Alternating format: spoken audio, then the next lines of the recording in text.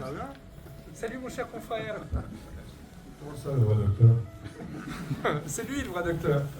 C'est calme, merveilleux calme.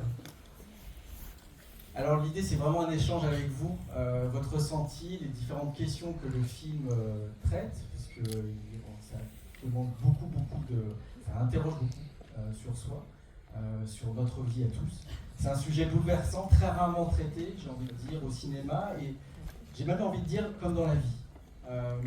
Comment vous est venue l'idée de ce film? Pourquoi ce film aujourd'hui? Comment vous l'avez, comment vous est-il venu? Il fonctionne. Non. Non, il Oui. faut que ça Bien, bonsoir, merci pour votre accueil. Et voilà, comment l'idée est venue grâce au livre de Claude Grange, qui a coécrit avec Régis Debray. Régis, qui est un ami, m'envoie toujours ce livre, je l'ai lu, et immédiatement ça m'a intéressé. Ça m'a intéressé parce qu'il est écrit avec une précision extraordinaire, et que chacun de ces cas, c'est des cas exceptionnels à mon avis, mais en même temps, ils nous appartiennent tous, parce que nous passerons un jour par là. Voilà. Donc ça m'a intéressé. Ça m'a intéressé encore plus, parce que j'arrive à un âge qui est très avancé, et cette fin-là s'approche. Et je me suis dit, pour peut-être réfléchir là-dessus, peut-être faire même un film, pour essayer d'accepter. Parce que la difficulté, c'est d'accepter cet événement-là. C'est vrai que nous détestons ça, nous avons très peur, nous sommes terrorisés. Et voilà. Donc, je commençais à travailler. Claude et Régis ont dit, voilà, travaille, de toute façon, on ne veut pas de droits pour le moment, on va voir si tu t'en sors. Et je finis par faire un scénario, celui que vous avez vu. Ça n'était pas très facile, il fallait unir, parce que, un petit détail scénaristique, il fallait que le spectateur, vous et moi, que je suis spectateur aussi, s'intéresse à ces docteurs et ces philosophes qui parcourent les salles des patients. Mais si je faisais comme cela, ben, ça serait des touristes.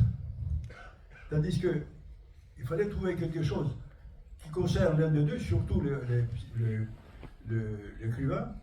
Il a un petit problème et il a une autre façon, et nous, spectateurs, nous le savons, tandis que le docteur ne le sait pas. Et dans le parcours, le philosophe, il a deux préoccupations. Voir comment ça se passe pour écrire éventuellement un livre, et aussi son cas personnel. Il pense qu'un jour, je vais être là. Donc il a deux regards, et nous, spectateurs, nous intéressons à lui, de plus en plus, pour voir comment il va finir. Voilà, si vous voulez, la première difficulté qu'il avait. Bon, cela a été trouvé, il fallait trouver la fin. Vous avez vu la fin, ça c'était encore plus compliqué à trouver. Puis quand ça a été trouvé, j'ai commencé à le proposer aux acteurs. Il faut dire qu'ils ont tous accepté. J'avais pensé à Gad. Il a été surpris. Parce que quand je lui ai dit exactement ce que je voulais de lui. Tiens, tu veux parler? Non, je t'écoute, ça m'intéresse de savoir comment ça s'est passé. Je sais pas, moi. Pour moi, ça s'est passé d'une certaine manière. Il faut que tu me racontes la tienne. Ah oui, après je te dirai après. Eh bien, il m'a regardé gentiment, il a lu le scénario, il m'a regardé comme ça. Je lui ai dit, je voudrais que vous fassiez le film, mais vous ne faites pas ce que vous faites d'habitude dans vos films. Voilà. En fait, on va créer un autre personnage, tout à fait différent. Et je vais parler longuement. Il m'écoutait attentivement comme ça, mais je voyais ses doutes. Mais finalement, je pense qu'il a accepté. Il a accepté, je pense par curiosité, aussi peut-être pour d'autres raisons. Alors tu as d'autres raisons? Bonsoir, bonsoir, merci d'être ça. Non, mais déjà, j'ai reçu un coup de fil d'abord l'après-midi. Oui. Il y a mon agent qui me dit ce soir, Costa Gavras vient te voir au théâtre. Parce que j'étais au théâtre à Marigny, dans Rue Blas, Victor Hugo, dans le rôle de Don César de Bazan.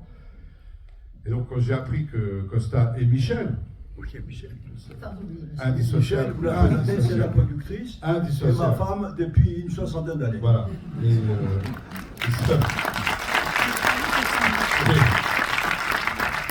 Michel et Costa, c'est une seule personne. Et c'est formidable. Je suis content de les voir à chaque fois ensemble.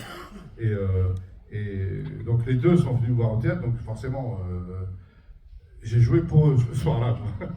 Les autres n'existaient pas. Donc je ne sais pas si j'ai bien joué, je devais penser à autre chose, surtout quand vous apprenez même à mon âge, à 60 ans quand même, déjà, quand Costa Gavras vient vous voir au C'est un bébé pour moi. Oui, je sais. C'est vrai. Bon, ben forcément, il se passe quelque chose dans votre tête et dans votre corps entier.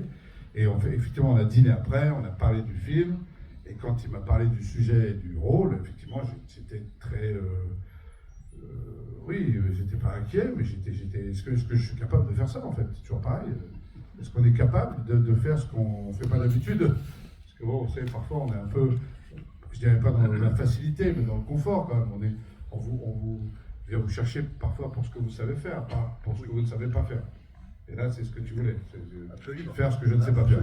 Alors, Donc, ce que je voudrais dire aussi, oui. c'est que quand tu es venu, on t'a retrouvé à la salle de restaurant, tu as Oui. dit deux choses. Un, travailler avec Costa Gavras, c'est vrai. c'est le Nobel, tu l'as dit. Et être en face de Denis Podalides, qui est le meilleur acteur que nous avons en France. C'est vrai. Mais maintenant, je Tu- pense que tu ça... dis tout ça. Non, j'ai dit ça, c'était voilà. Hein. C'est vrai que Denis Podalides, mais je le pense vraiment, je pense que c'est le meilleur acteur qu'on a en France. Il est capable de tout faire, c'est un grand acteur de la comédie française, metteur en scène, c'est vrai. Enfin bon, voilà, maintenant... voilà. Ça va. Voilà, ça va. Bon, alors, j'espère qu'il dit du bien aussi. Non, après, voilà, pour aborder un tel personnage, moi je me suis complètement confié, enfin pas confié, je me suis laissé guider par Costa, et encore une fois, je suis très heureux. Moi j'ai vécu un tournage magnifique, très intense, très dur, très. Voilà, c'était pas évident, mais c'était très heureux. Oui. Il a une capacité formidable. C'est après une scène, il y a des scènes du scénario qu'il joue très bien, et puis à un moment donné, il commence à improviser. Et ça devient formidable, parce que ça devient la même chose toujours, pour le scénario, ça suit le scénario, mais le personnage devient époustouflant, comme ça. On fait rire, on fait pleurer, etc. Voilà, c'est ça que je ne voulais pas voir. Mais c'est Il quand faut même... qu'il soit quelqu'un, voilà. C'est quand même un rôle extrêmement difficile parce que vous jouez vous êtes un naturel joyeux, mais vous jouez ce personnage avec une gravité légère, c'est ce qui est le plus difficile à incarner. Comment vous avez abordé ce Je ne sais pas encore, je ne sais toujours pas. Non, mais j'écoute, je suis tellement... Moi j'adore d'entrer dans le regard de quelqu'un, j'adore sentir que celui qui vous choisit est content, voilà. Moi, au début, avec Costa, c'était pas facile au début, c'est vrai. Oui, je veux dire. oui. Au début, j'ai un peu eu du mal. Mais oui, vraiment. Et puis, petit à petit, C'est ça. et là où Costa est fort et patient, et où c'est un grand metteur en scène, c'est il prend le temps de vous emmener doucement là où il veut aller, sans que ce soit difficile et douloureux. Et voilà. Et j'ai pris la mesure après du personnage petit à petit, et après c'était parti. En fait. Mais il y a eu un petit temps d'adaptation, c'est vrai. Au début, oui, parce qu'il avait tendance à en faire un peu, comme on dit. Voilà. C'est bien d'ajouter des choses. Je oui. disais, ne fais rien. Reste ça. C'est mon problème. Dire ça à un acteur, c'est toujours difficile, parce qu'il a envie de faire son personnage, quoi. Mais il a très bien compris. Il partait comme ça, je l'arrêtais. Vous savez ce qu'il m'a dit, Costa? Non, parce que, bon, Costa a dirigé, bon, même s'il n'aime pas le mot diriger, mais il a guidé les plus grands acteurs. Il m'a dit une chose incroyable, il m'a parlé de Jack Lemmon. Il m'a dit la façon dont je dosais Jack Lemmon, c'était juste en ouvrant comme ça les doigts. Jack Lemmon était un peu anxieux, angoissé, un peu comme moi d'ailleurs, je peux le dire. Jamais toujours en train de douter, jamais content, voilà, c'est comme ça. C'est une nature, hein, c'est terrible. À vivre, c'est l'enfer, mais c'est pas grave. Je vais me soigner. Il disait toujours à Jack Lemmon, voilà, ça veut dire en faisant plus, ça et moi, et je lui ai demandé de me faire la même chose. Donc j'étais un peu Jack Lemmon sur le tournage. C'est vrai. Oui, parce que Jack Lemmon le faisait beaucoup aussi. Il avait une sorte de légèreté que le rôle n'accepte pas. Alors au bout d'un moment, il avait compris, il m'a regardé pour savoir si ça allait. Alors, je lui disais Jacques, comme ça. Elle faisait la prise d'après. Mais non, mais au moins c'est simple à comprendre en fait, en vérité. Non, mais c'est la direction d'acteur, ça. Oui, non, mais à partir du moment où on est choisi par Costa, bah, on est choisi, ça y est, c'est fini après. Bah, il ne va pas vous enlever. Enfin, Non, ça, c'est doit, vrai. ça doit arriver quand même. Ça doit arriver. Moi, je voudrais dire quelque chose sur Cannes, parce que tous Voilà. les acteurs, les soignants, les médecins, ce sont des vrais médecins. Les infirmières, ce sont des infirmières. Sauf Cad. Cad est un acteur. Et je trouve qu'il est extraordinaire. C'est-à-dire que moi, je me suis retrouvé, parce qu'il est bienveillant, il est à l'écoute, il prend le temps. Vraiment, donc je pense que tout le monde aurait envie d'être accompagné par le docteur Augustin Masset, alias Cad.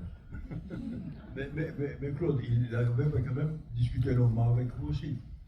Oui, je crois qu'on a fait ce repas-là. Il a vu le documentaire de Victor où c'était la réalité. Mais je trouve qu'il est remarquable de bienveillance, de... C'est ma soirée là. Ah non, mais c'est vrai. C'est gentil. Voilà, donc il était là, présent, Mais à l'écoute. vous savez, d'un film, ce sont les acteurs. Moi, j'ai toujours considéré que les acteurs, ce sont les vrais collaborateurs du metteur en scène. Il y a des autres aussi, il y a le scénariste qui est important, mais les acteurs, c'est eux qui portent l'histoire à vous et à moi, parce que je suis spectateur moi-même. Donc c'est pour ça qu'ils sont vraiment des collaborateurs exceptionnels. Alors quand on prend des bons acteurs, des très bons acteurs même, c'est vraiment un grand plaisir. Et dans ce film, j'ai réussi à voir Denis, Madame Charlotte Rampling, qui joue un tout petit rôle. Quand je lui ai proposé au début, elle a eu le scénario, elle a dit je vais avec vous immédiatement.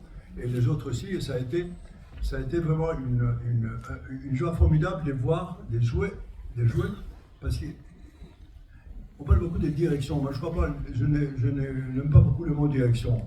On n'est pas directeur de chevaux, là, tu connais ça, toi. Non, ce sont des collaborateurs. Donc, il y a une sorte d'affection qui s'est créée peu à peu avec eux, pour eux et avec eux. Avant de passer la parole au public, j'ai une petite question. Je me suis interrogé lorsque j'ai vu le film. Est-ce que tous les personnages de ce film ont existé? Je pose également la question à vous, Oui, Grange. tous les personnages, donc c'est les histoires du livre que Costa a scénarisé à sa façon, mais voilà, ils ont tous existé. Et l'histoire aussi des motards, on pose souvent la question, a existé. C'est sur ma chaîne YouTube, un motard un jour, un motard toujours. Ça a existé. Non, les rajouts dans le film, c'est la vie personnelle du philosophe, les histoires d'enfants, et toute cette partie-là, il était rajouté. La fin aussi, d'une certaine manière. La gitane a existé, Oui. mais elle mourait très vite. Elle est mourue à l'unité de soins palliatifs, pas dans cette façon-là. Ouais. Mais j'ai complètement changé parce que je voulais ajouter un moment, comme la tragédie grecque ancienne, le cœur qui suit quelqu'un vers sa fin. Et là, ce qui m'a aidé énormément, c'est le poème de Prévert, qui est un petit chef-d'œuvre parce qu'il parle de la vie et de la mort d'une manière formidable. Et puis après, naturellement, la scène finale, qui était aussi un autre problème, parce que quand on commence à travailler sur un film, on se dit, quelle fin? Comment on va finir? Donc on commence à chercher une bonne idée. L'idée pour moi, c'était de finir avec, naturellement, l'écrivain, le philosophe, qui a un problème, et le problème commence à naître, à devenir un gros problème, pour que le spectateur qui attend s'aperçoit que voilà, c'est pour ça qu'il a attendu. Et puis en face, je voulais qu'il rencontre quelqu'un qui l'encourage, qui lui dit voilà, on va, tu peux ne pas mourir avec ça, il suffit de battre à fond et tu verras. Et en même temps, il fallait que la personne qui lui dit ça soit aussi un exemple. C'est pour ça qu'il dit regarde-moi, moi j'ai vu autant d'années, voilà. C'est des choses là où on fait que je me suis dit voilà, nous avons la fin et j'ai fini le scénario, je l'ai donné aux acteurs. Comme je vous disais tout à l'heure, ils ont accepté immédiatement tous. Ouais, c'est un très beau message anti-renoncement, parce que c'est un film sur la mort, mais qui est plein de vie, sur lutter pour vivre et continuer à vivre. C'est un message très très fort, en tout cas, de votre fin de film. On va prendre les premières questions. Alors, c'est toujours compliqué les premières, je sais. Vous avez 2 micros qui passent à droite et à gauche, il suffit juste de lever la main et les micros vont venir à vous. N'hésitez pas, alors je sais que c'est toujours tout en haut. Je viens à vous directement.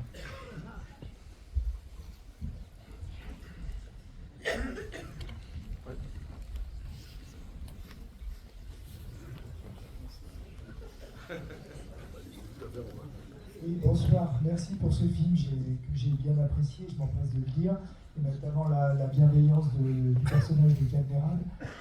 Ce que je comprends moins, c'est pourquoi vous faites dire à Charlotte Rampling au démarrage ces connards de croyants. Je trouve que ça n'apporte rien. Au contraire, c'est un propos polémique qui risque de... propos ordurier qui risque de vexer beaucoup de gens. Et ça me surprend de votre part. Voilà, je voulais une explication là-dessus. Merci. Elle ne dit pas ces croyants, ces connards des croyants. Elle dit, ils me font ceci, ils me font tout ce pour continuer tout à mourir en même temps. Et elle dit, ces connards, ils sont croyants. À mon avis, c'est différent. Ça s'adresse à un petit groupe. Ça ne s'adresse pas à tous les croyants. Parce que j'ai un grand respect pour les croyants et je n'aurais jamais eu une réplique comme celle-là. Et toc.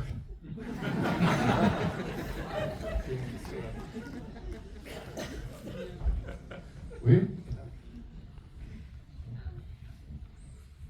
Je vais vous féliciter tous pour un très grand film et trouver que bien sûr ça survient à un très bon moment parce que le film d'Almodovar m'a beaucoup déçu, non pas dans ses qualités esthétiques, mais je l'ai trouvé très creux.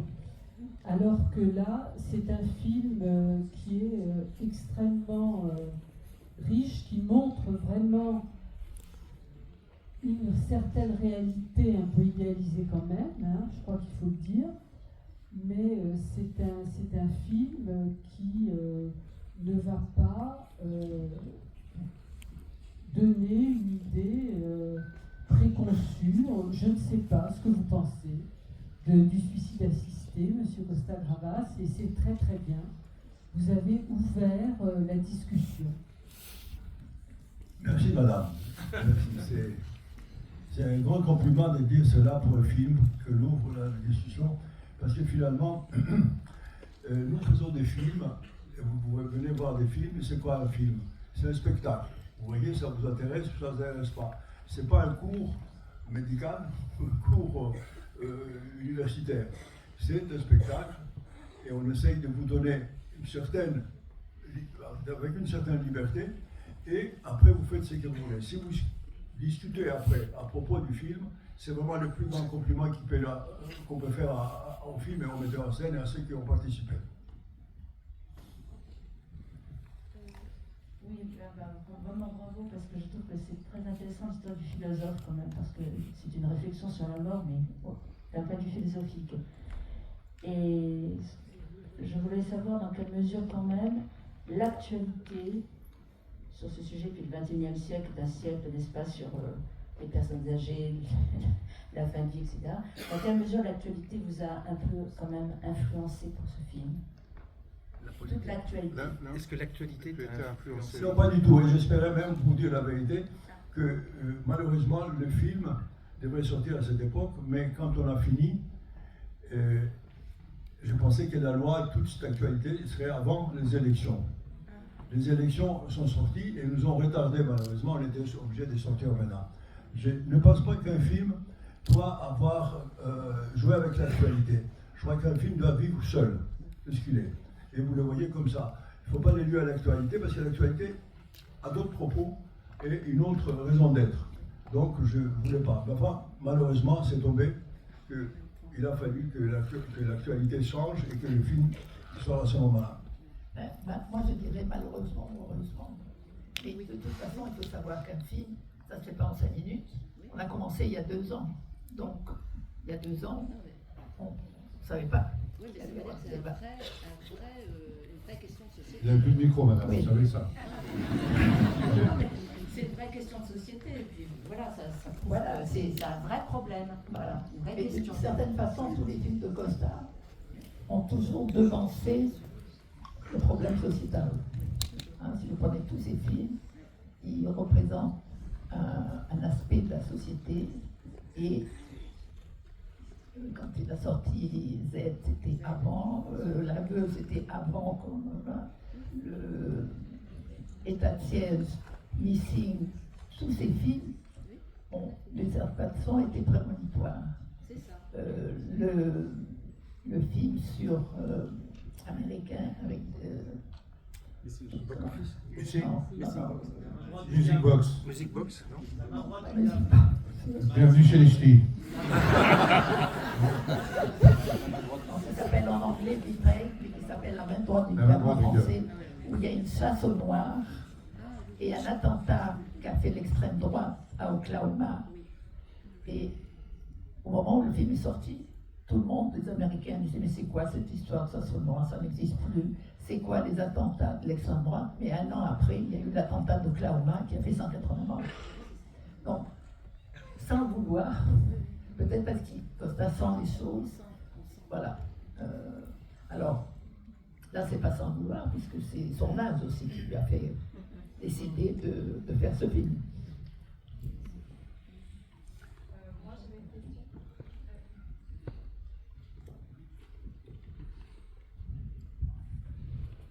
Allô, allô? Oui. J'aimerais dire que déjà, je suis accompagnée des motards qui sont dans le film.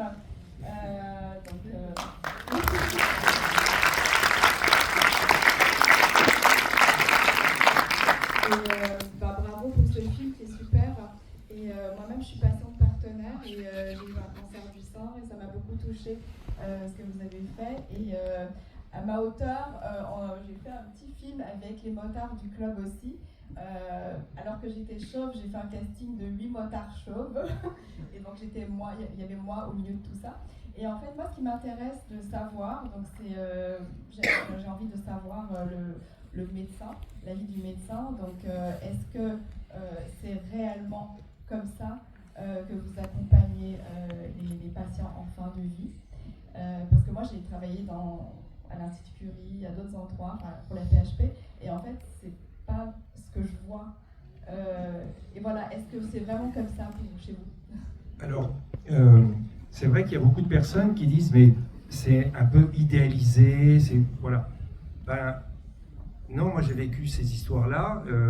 Vous avez aussi le documentaire de mon fils qui montre les choses. Il y a plein de petites vidéos sur ma chaîne YouTube où on voit ces séquences. La séquence du motard, elle existe.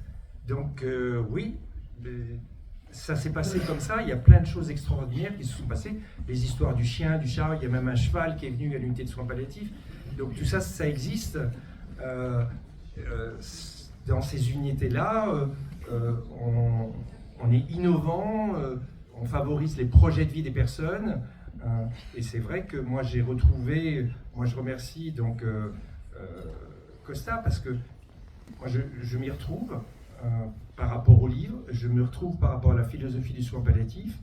Donc en permanence, le docteur Augustin Masset, il a la préoccupation de ses patients, de les soulager avec toute une équipe soignante, ne pas souffrir, ne pas être abandonné et de ne faire des choses qui ont du sens que pour le patient. Ça a été dit dans le film et c'est exactement ce qu'on essaye de faire.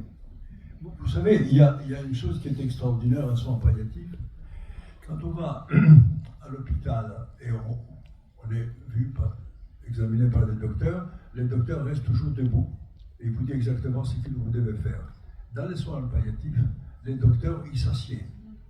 Il est à la hauteur du patient. Il lui prend, ou à elle ou à lui, la main. Et ils discutent d'une manière très, très affective, d'une manière très simple même, comme si c'était quelque chose qu'ils faisaient tous les jours. Et tout cela, et les infirmières pareil. Et ça crée une situation, je pense, pour le patient, une situation de paix, même si elle est momentanée. Parce qu'il vit des moments terribles sur le plan physique, avec des douleurs probablement, et aussi sur le plan mental, parce que les douleurs, elles sont pires, celles qui viennent de la réflexion. Donc, c'est des docteurs tout à fait différents, et c'est ça que j'ai observé chez le docteur Grange, et Kat l'a compris tout de suite. Et il a été dans cette direction-là avec une grande facilité. C'est un lieu, à mon avis, extraordinaire, parce que le patient ne reste jamais seul. Chaque fois qu'il a besoin, il a un petit bouton, et il sonne, et immédiatement vient quelqu'un pour être à côté de lui, pour demander ce qu'il veut, ou ce qu'elle veut, tout ça. Donc ça, c'est des soins palliatifs qui m'ont beaucoup touché, m'ont beaucoup touché de voir comment ça se passe. C'est vraiment un endroit très humain et malheureusement, il n'y en a pas assez. Voilà, il faut se dire ça aussi. Il y en a très peu, comparativement au nombre qu'il fallait avoir. En France, il suffit de vous dire qu'il y en a à peu près 3 000 lits, il faut en avoir combien? 200 000? Ou enfin, un chiffre considérable. Enfin bon, les chiffres que j'ai changent souvent, mais ceux que j'ai eus dès que je fais la première recherche. C'est pour ça que je considère qu'il faut quand même qu'il y en ait beaucoup plus. Ah, c'est sûr. Il faut développer les soins palliatifs, ça c'est une évidence. On parle beaucoup des docteurs parce qu'il y a 2 docteurs ici présents, docteur Augustin Masset et moi-même. Mais il ne faut pas oublier le reste de l'équipe parce qu'on ne peut pas faire des soins palliatifs seuls. C'est vraiment un travail d'équipe. Il ne faut pas oublier toutes les infirmières, les aides-soignantes, les psychologues. Voilà. Encore une fois, c'est un travail collectif, c'est un travail de toute une équipe. Et je pense que ça se sent aussi dans le film. On voit ces réunions d'équipe et ce partage avec toute l'équipe. C'est pour ça aussi que quand j'ai vu que, quand j'ai commencé à faire le casting, enfin, je cherchais les acteurs, surtout je cherchais les actrices et les figurants pour faire oui. Les infirmières. Les infirmières et les infirmières, oui. Et je me suis aperçu très très vite que les acteurs et les actrices ne pourraient jamais jouer cela. Parce qu'il y a des gestes, il y a des mouvements, il y a des façons de se comporter qu'il fallait passer des semaines des essais pour arriver à ce Sauf pour Gad, il a fait la prouesse. Oui. Moi, je suis moi-même médecin.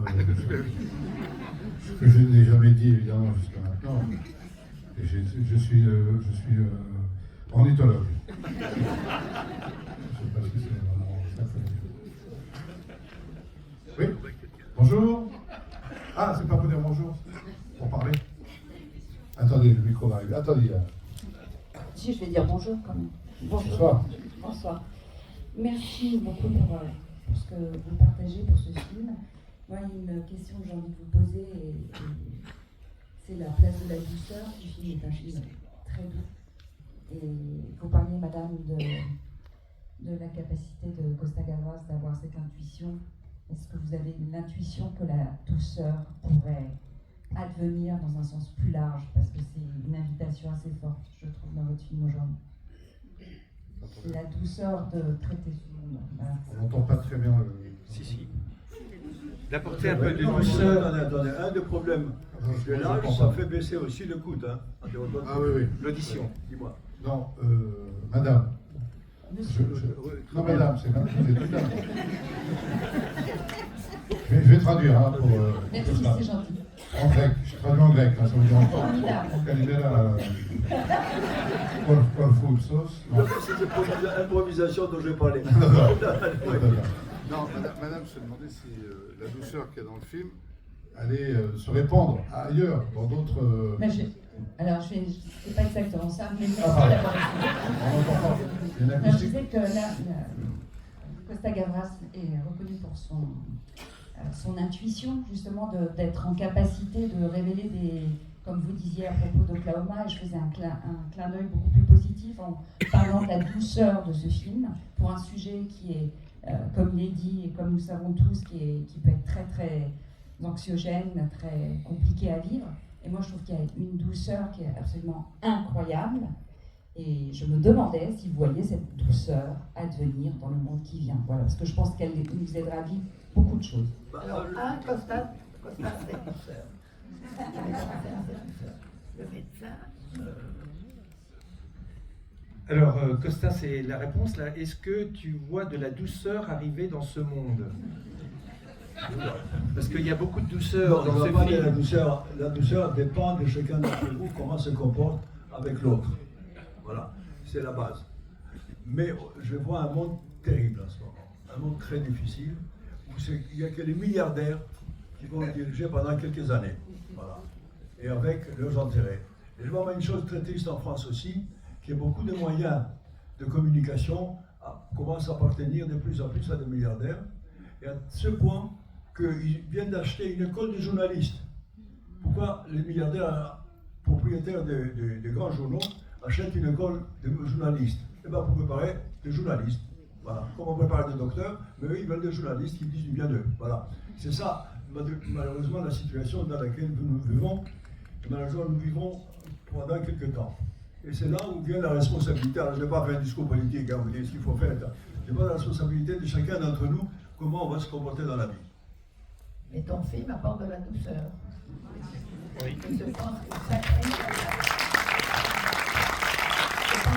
spectateur ressent le film sûrement différemment, mais en tout cas, je pense que tous, ou la majorité, ressentent cette douceur, comme vous dites, ou cet humanisme, ou je ne sais pas quel autre adjectif on pourrait utiliser. Et c'est vrai que Madame parlait tout à l'heure du film d'Almodovar. Je ne devrais pas en parler d'un film d'un collègue de mon mari, mais j'ai vu le film d'Almodovar qui est magnifique, mais c'est un film américain. C'est pas un film européen, et ça manque, c'est très très froid. Ça n'a pas de douceur, alors que le film de Costin, le film commun de ces acteurs, de ce médecin, tout ça, apporte, comme vous dites, de la douceur et finalement console d'une certaine façon. C'est ma femme, hein. Non, mais les spectateurs, globalement, c'est vrai que les mots, c'est un film de bouleversant d'humanité, c'est un film lumineux et en effet douceur. Voilà, je prends parce que c'est vrai que c'est un film avec beaucoup de douceur. Alors on ne change pas le monde avec les films, mais les films peuvent faire penser et ensuite amènent la réflexion. Voilà, c'est ça le maximum qu'on peut faire. Alors, il y a tellement de bras qu'on n'a pas assez de micro. Je crois qu'il y avait une question. Bonsoir. Merci beaucoup pour ce film. On voit pas Bonsoir. Voilà. Bonsoir. Une question qui rebondit un peu avec la précédente. J'aurais aimé savoir quel est le secret de la réalisation et de l'écriture pour adoucir un sujet lourd, difficile, et en même temps abstrait comme celui-ci. Le secret. Non, je n'ai pas de secret. Il n'y a pas de secret. Il faut raconter, j'essaie de raconter une histoire, mais pour un film. Un film, je le répète, c'est un spectacle. Et on va au spectacle, alors avec certaines règles du spectacle. J'en ai dit quelques-unes. Tout à l'heure, quand je parlais, il faut deux personnages qui partent du début à la fin du film, qui sont présents. Et qu'il y a des situations qui arrivent qui chaque fois sont un peu plus intéressantes, etc., etc. Il n'y a pas de secret, il y a une sorte d'apprentissage et on apprend des choses à l'école, mais à l'école, celle que je suis allé en France, à Paris, l'IDEC, l'Institut des hautes études cinématographiques, on n'enseigne pas de scénario, on apprend peu à peu. J'ai eu la chance de travailler avec des grands metteurs en scène français et le scénario, on l'apprenait au fur et à mesure. Voilà, c'était ça. Il n'y a pas de secret, c'est complètement instinctif, je dirais. Et comme je disais tout à l'heure, le secret aussi, c'est de se dire comment j'ai fini un film. On pourrait le finir avec un intervalle, n'est-ce pas, très célèbre, etc. Mais ça serait une idiotie complète. Ça n'intéresserait personne. Il fallait rester à l'homme tout le temps. Il faut rester près de l'homme que je suis et comment sans l'homme. Moi, je ne vais pas vous le sentir tous. Donc, je fais les films comme je les sens personnellement. Et vous les acceptez ou vous ne les acceptez pas. Mais je n'ai pas de modèle d'homme pour faire des femmes, pour faire des docteurs. Je n'ai pas de modèle de docteur.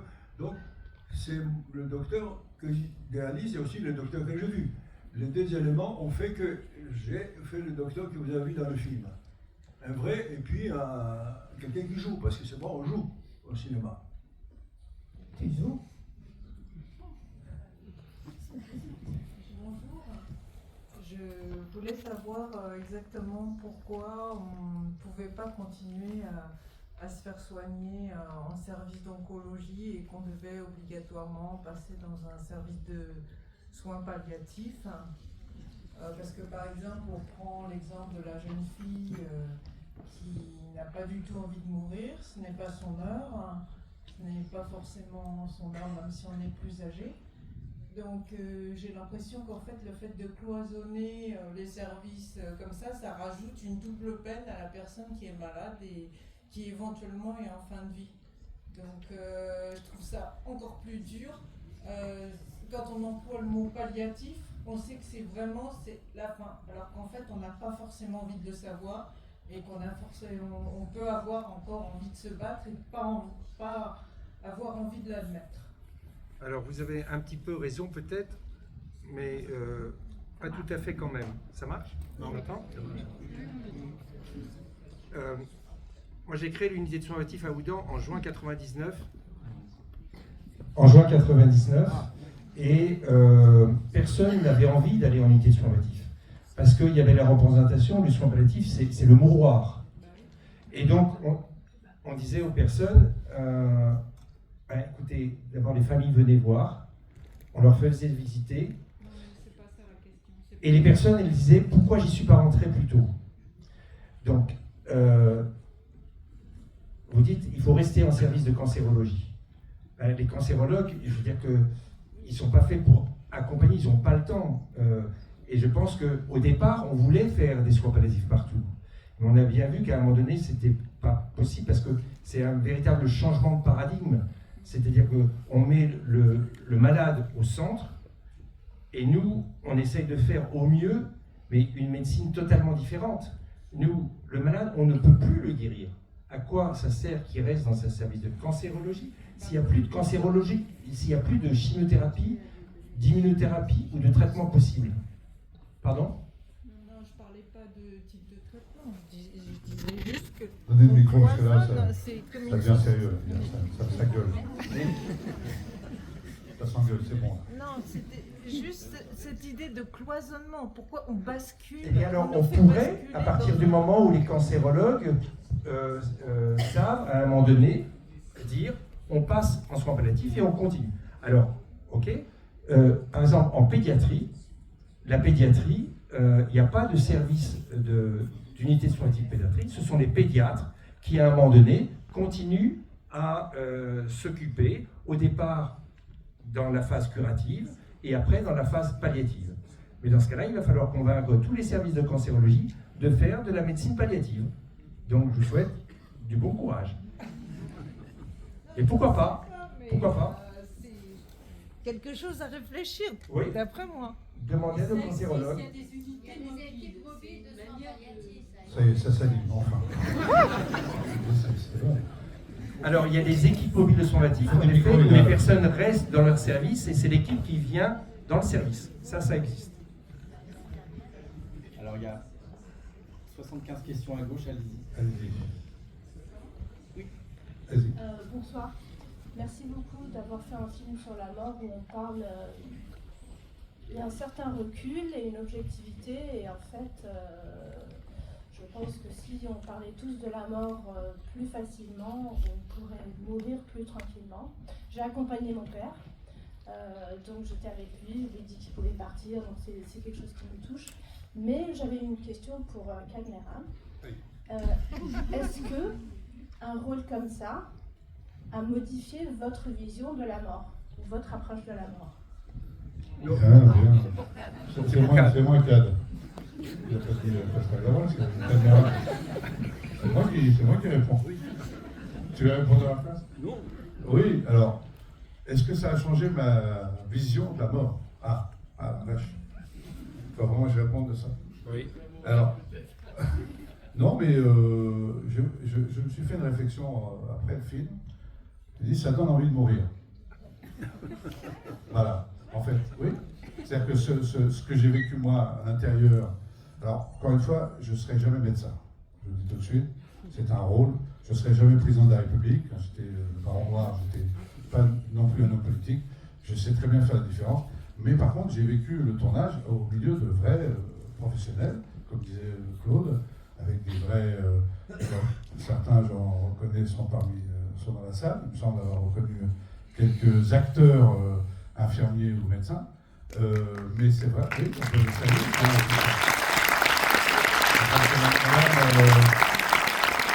Madame, comment ça va? Tu vas bien? Ça va? J'ai vu monsieur tout à l'heure, comment ça va?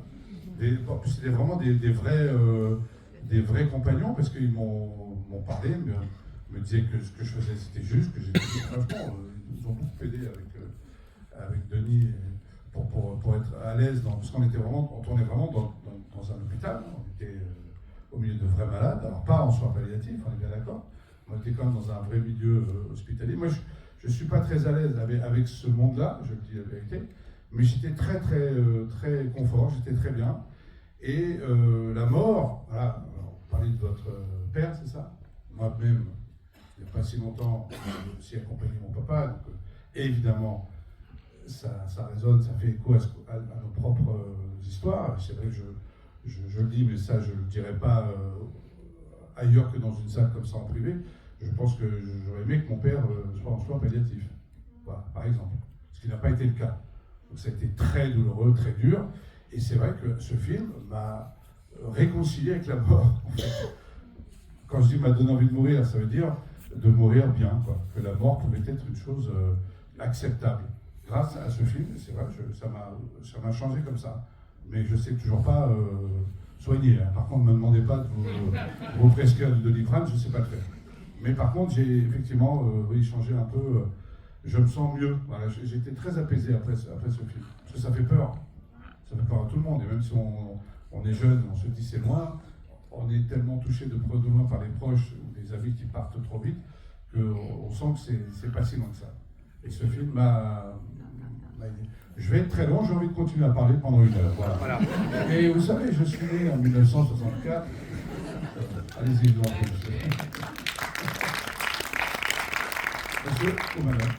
Je voulais juste dire un petit mot à Claude, parce que je connais Claude Grange depuis très longtemps, puisque moi j'habitais Moudon, et c'était mon médecin. Et je dois dire que j'ai vu l'évolution qu'il a eue en tant que médecin tout à fait normal, quoi que normal entre guillemets, ce que je voulais dire, un généraliste. Et ensuite, quand il a eu cette passion depuis plusieurs années, on a passé plusieurs dîners avec lui, et il nous emballait. Il nous emballait par sa gentillesse, par sa manière de voir les choses, et on était tous vraiment passionnés. Donc je trouve que Claude mérite vraiment un applaudissement de tout la salle.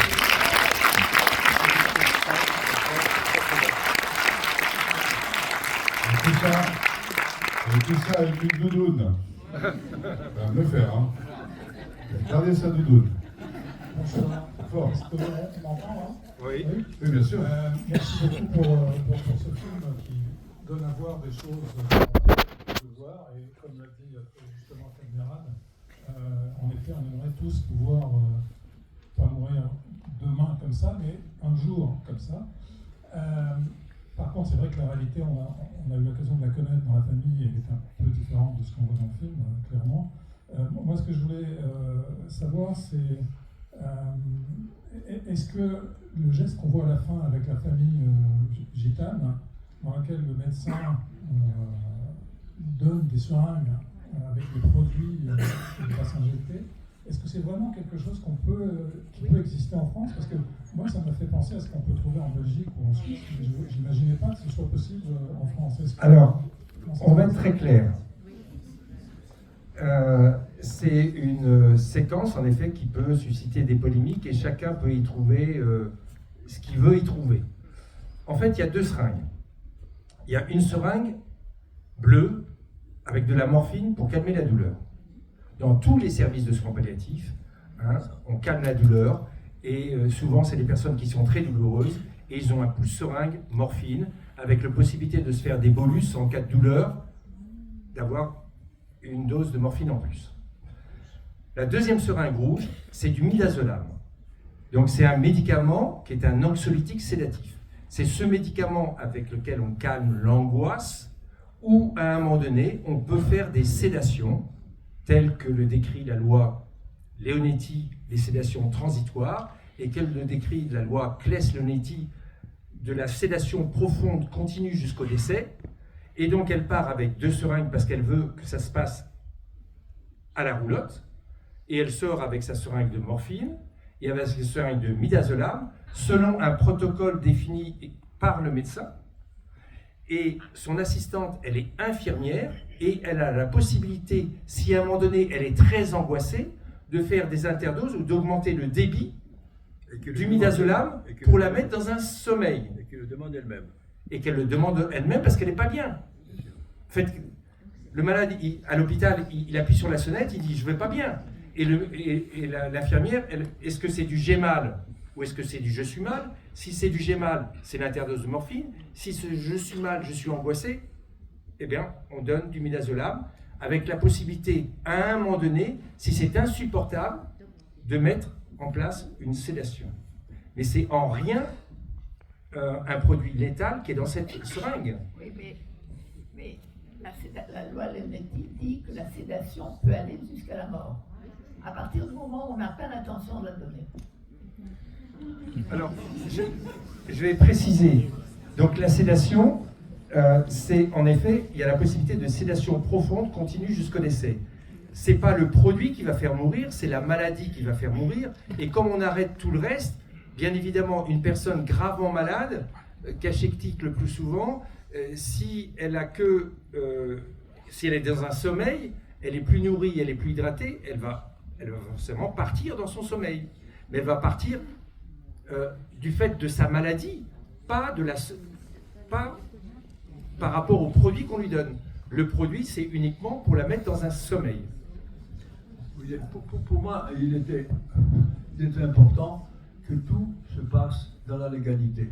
Il n'était pas question d'inventer quoi que ce soit, il n'était pas question de proposer des solutions. Donc nous sommes dans ce qui se passe en ce moment, peut se passer dans les soins palliatifs, c'était essentiel.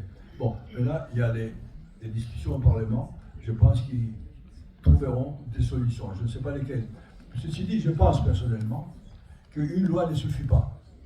Parce qu'elle ne tient pas compte, par exemple, des personnes qui le jouent comme le début du film, comme Charlotte Rampling, des personnes qui sont dans une situation physique assez correcte, qui disent « je veux finir, je veux partir ». Et comment on fait là? Il n'y a rien. Alors, c'est il faut aller en Suisse, ou en Belgique, ou en Pays-Bas, ou en Espagne, je ne sais pas où, où il y a des lieux, il y a des instituts d'État légaux, et qui vous donne ce que vous cherchez, c'est-à-dire la mort. Je pense qu'il faut qu'on arrive un jour à cette solution-là. Il y a une autre chose à laquelle on ne pense pas du tout, c'est que quelqu'un qui est sain, de tous côtés, et qui décide qu'un jour, s'il tombe, je ne sais pas quelle maladie, il devient gâteux complètement, qu'il puisse faire à la bonne période de sa vie un accord avec officiel, une sorte de, comment on peut appeler ça? Docteur, on peut appeler ça un truc de volonté. S'il arrive au moment où il est dans très mauvais état, qu'il se fasse par un docteur ou un docteur piqué, si je puis dire. Voilà. Ça n'existe pas non plus, on n'y pense même pas. Donc je pense que notre société n'est pas encore suffisamment prête, suffisamment fournie pour faire une fin de vie la plus correcte possible et la plus, comment dire, la plus dans la paix possible. Alors vous avez bien compris que là on entend une différence entre le médecin de soins palliatifs que je suis et la position de Costa, qui est une position personnelle différente. Et moi je dis, voilà, c'est tout à l'honneur d'un grand cinéaste comme Costa d'avoir fait un film en parlant que de la vie, en parlant des soins qu'on fait en soins palliatifs, tout en ayant des positions personnelles qui sont différentes. Voilà. Parce que le film ne porte pas ça.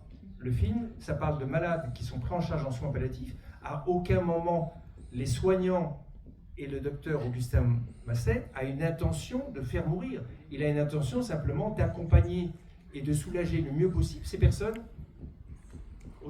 Et donc, ils sont présents jusqu'au bout. Et avec le film, Claude, il n'était pas question non plus de donner des conseils tout à fait aux députés. Enfin, mais chacun peut y trouver... représentant du pays. On va reparler cinéma. On fait du cinéma quand même, on fait Alors, du on va spectacle. prendre, parce que c'est plus compliqué après la première question, c'est la dernière. On va prendre une dernière question. Cinéma. Alors, une question cinéma, si possible. Cinéma ou un niveau de compagnie. Vacances, des questions vacances. Partez-vous en vacances. C'est pas cinéma, vous êtes. Juste un instant, je suis professionnelle et c'était pour continuer dans ce que disait Claude. Il me semble que le moteur de la vie, c'est le désir. Et que désirer mourir, ça n'a jamais fait mourir personne. Il faut vraiment passer à l'acte ou que quelqu'un le fasse à votre place. Le désir, c'est le moteur de la vie. Mais par contre, ce que les soins palliatifs permettent entre autres, c'est de consentir à mourir, c'est-à-dire d'être dans une acceptation d'une vie qui n'a plus de sens pour soi et qui donc pourrait s'arrêter et de cesser de désirer. C'est vraiment ça qui est ce qui déclenchera la mort. Et c'est pour ça qu'on voit des situations très impensables à l'admission d'un patient en soins palliatifs qui va vivre pendant des semaines parce que sa petite fille attend un enfant et qu'il veut connaître ce dernier petit enfant et il va partir très vite après la naissance de l'enfant. Beaucoup de situations comme ça, tu pourrais en raconter beaucoup plus que moi, mais ça c'est vraiment important. Et quand on parlait de la solitude, même en soins palliatifs, on a le droit d'être seul, mais la différence c'est qu'on sait qu'on n'est ni oublié ni abandonné et qu'on pourra ne plus être seul quand on le souhaite. Et la dernière chose, c'est qu'il me semble qu'il y a un livre de sociologues et de philosophes qui vient de sortir et qui s'appelle « L'éclipse de la mort ». Et je trouve que c'est exactement la saison que nous vivons là, dans ce 21e siècle. L'éclipse, on sait par définition que le soleil réapparaîtra. Mais aujourd'hui, la mort avec l'intelligence artificielle, toute la folie actuelle de ce 21e siècle qui se développe en exponentiel, ça mène peut-être droit au mur, enfin c'est un peu ce que je redoute, mais je ne connaîtrai pas la fin de l'histoire. Et donc, cette éclipse de la mort, des films comme ceux-là permettent effectivement de lever un petit coin de soleil sur cet angle mort. Bravo.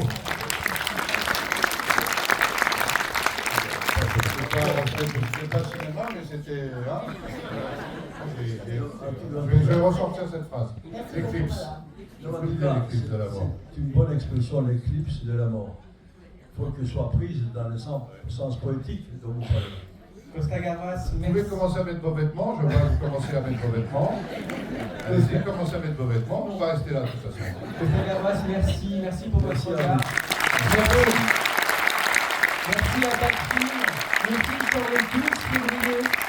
Merci pour votre manière si politique et savoureuse de regarder les gens et les acteurs.